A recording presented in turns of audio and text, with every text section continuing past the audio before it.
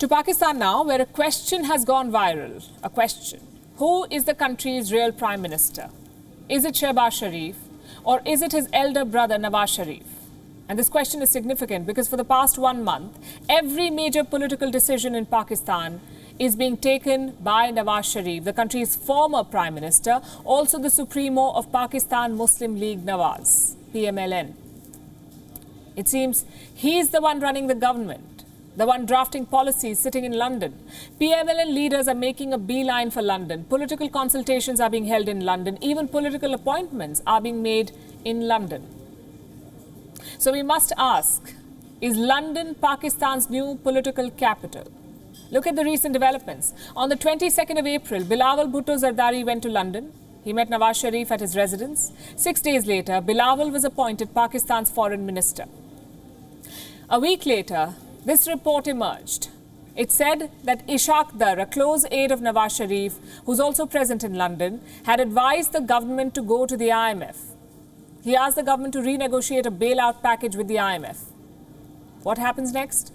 Shehbaz Sharif convinces the IMF for talks on the 18th of this month, 18th of May.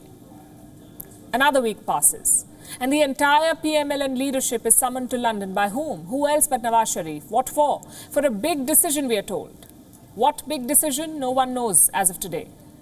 What we do know is that these are the names of the people who arrived in London. There's Shehbaz Sharif, the Prime Minister of Pakistan, Maryam Aurangzeb, the Information Minister, Miftah Ismail, the Finance Minister, Khurram Dastgir, the Power Minister, Ehsan Iqbal, the Development Minister, and Khwaja Saad Rafiq, the Aviation Minister of Pakistan. They're all currently in London and will likely stay there for at least 2 days. What will they do in these 2 days besides enjoying an English breakfast, one is assuming? They will hold consultations with Nawaz Sharif, seek his counsel on important political matters. Reports say Sharif Sr. has expressed some reservations, especially on matters related to Pakistan's economy. So he's called PML-N leaders to give them some guidance face to face. And Shehbaz Sharif had no choice but to oblige. He may be the Prime Minister, but he's still the younger brother.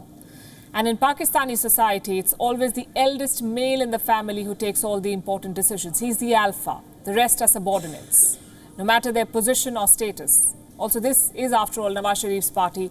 His case is no different. He's facing corruption charges.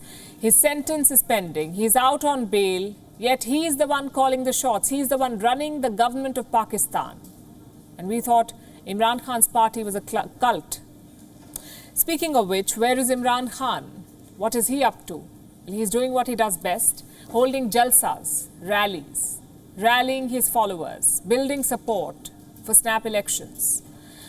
The images on your screen are from his latest rally. It was held in Jhelum, a city in North Pakistan. He called PML-N leaders a gang of convicts who had gone to London to meet a coward. It's a direct reference to Nawaz Sharif, and these are Imran Khan's words. Listen to this. जो झूठ बोल के भागा है, जो अरबों रुपए की प्रॉपर्टीज में लंदन में रह रहा है, उसने सारी कैबिनेट को लंदन बुला लिया है। तो पाकिस्तानियों, ये याद रखें कि ये सारे कैबिनेट लंदन जा रहे हैं आपके पैसे पे।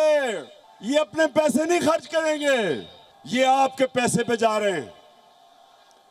और वहां जाके मफरूर साहब को मिलेंगे, सजाए याफ्ता कॉन्विक्ट, झूठा, बुज़दिल।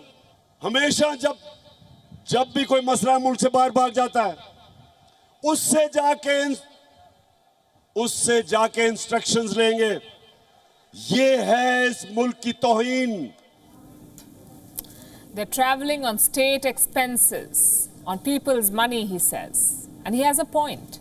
You see, Pakistan is still in the throes of a financial crisis. There isn't enough money to run the country. 34% of the people are surviving on $3.2 a day. And here you have government leaders traveling back and forth to London for political consultations. All these ministers flew British Airways, the cheapest return ticket for which is $1,200, we are told. That's almost 2 lakh Pakistani rupees. Enough money, critics say, to feed a few mouths.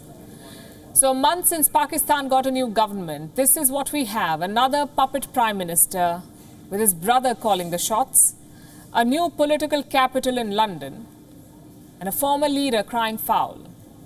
The country remains what it was, a tragic comedy.